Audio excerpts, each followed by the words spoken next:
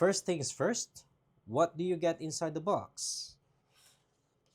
You get the phone case, which I don't know why they chose to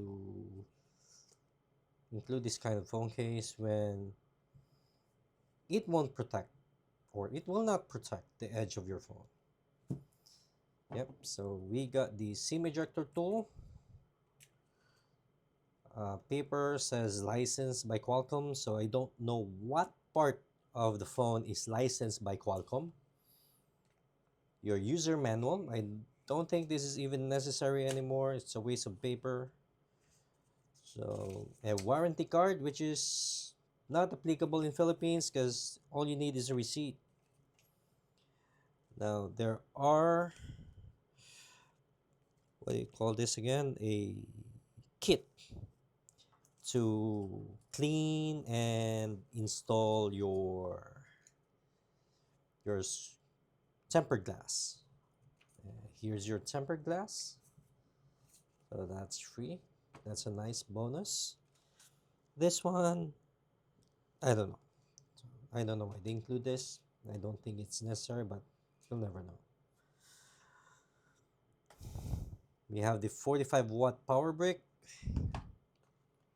We also have the USB-C to USB-A or USB-A to USB-C power cable. No AirPods or earbuds, so that's it. But anyway, now let's talk about the performance.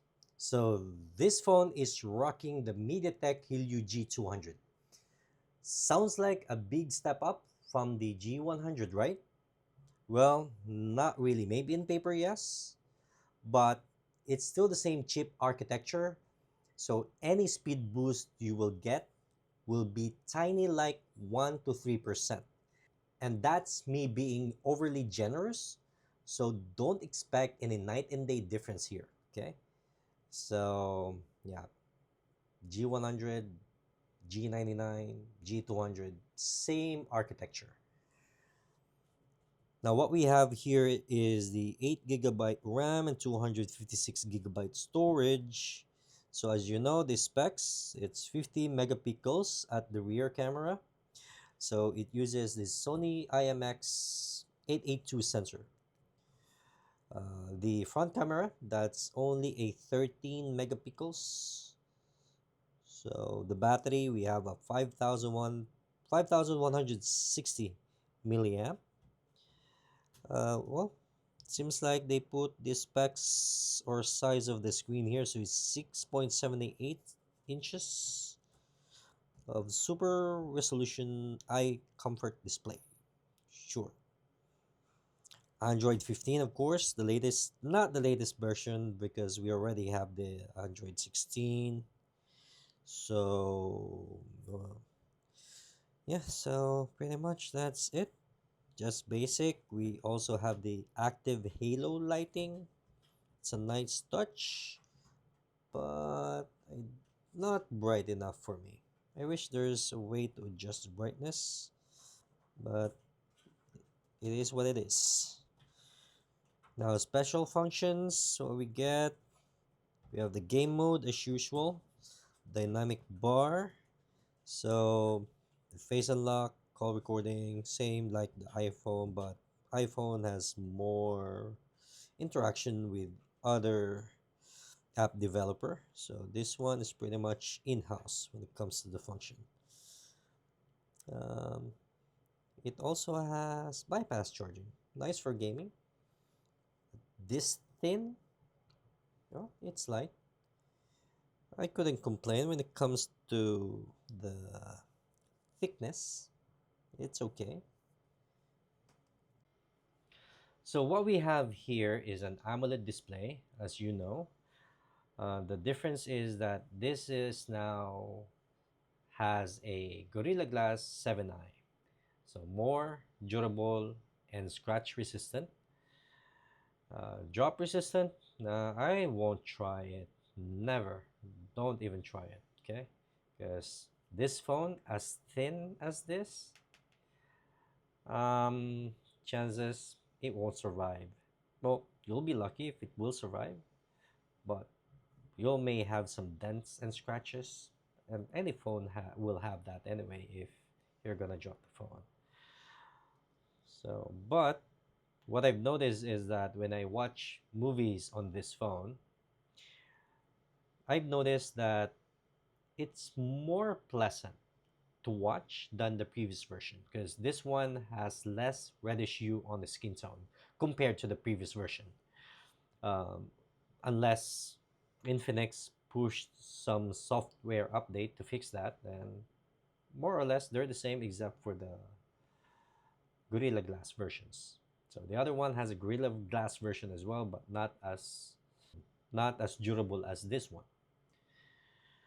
So now, when it comes to the camera performance, so we have a 50 megapixels camera. Okay, so that is powered by the Sony IMX 882 sensor. When you shoot in 50 megapixels mode, you actually lose details and contrast. Photo can be overexposed. It can be a problem once it's overexposed. But when you switch to default mode, it's complete opposite. It has better image, more detail, better contrast, less blown out highlights. Weird, but that's true. That can be solved for a software update. Now, when it comes to the recording, it's pretty solid for the price. I don't complain there. Don't expect like a Vivo, Xiaomi, iPhone, or Samsung quality, but it works. Okay, now when it comes to gaming, playing PUBG Mobile, Call of Duty Mobile, Mobile Legends, you will not experience any lag or frame drops. So, my gameplay with these games are smooth, so I cannot complain. Although, when it comes to pushing it to its limits, I would refrain doing that because even though the phone can handle it, this phone is thin. So, as any thin phone,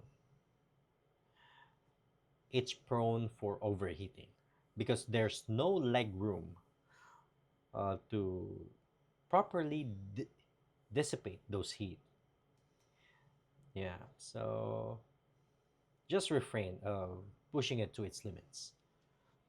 Now, when it comes to the build quality, now talking about pushing its limits, so there's one big red flag on this phone, and that is I don't know whether or not this is a manufacturing problem or a design problem from Infinix itself, or maybe they just put uh, a battery that a 5.95 millimeter body cannot handle. So, as you can see, the phone edge are well sealed, they're tight, no gaps. See, no gaps, and here, no gaps. But on this side, there's a gap. Okay, so I don't think even if you put IP68 rating in this phone will not survive when it comes to heavy rains or rain in general. So good luck with that. So I don't know whether or not this is once again a manufacturing issues, a design problem, or maybe the battery is just too much for this kind of phones. So it's a nice try, Infinix, but again, maybe you would want to talk to those manufacturers who built your phone and why this even passed on the in the quality inspection. So yeah, it's nice, but yeah, pretty much something to think about if you wanted to buy this phone. So I would suggest if you want to have an Infinix phone, a thin phone like this, go settle for the Infinix Hot 50 Pro Plus, not the 60. Because when it comes to the performance, pretty much you will hardly notice the difference. Camera performance, there is an improvement, but it's not much. Maybe 5, 10, 5, 7% improvement. Not 10, not 15. So yeah, 7, 7% or less improvement when it comes to the camera, even if they've used this IMX Sony sensor. So in short, if you wanted the latest smartphone from Infinix, as thin as like this, you can go for this phone, but bear in mind,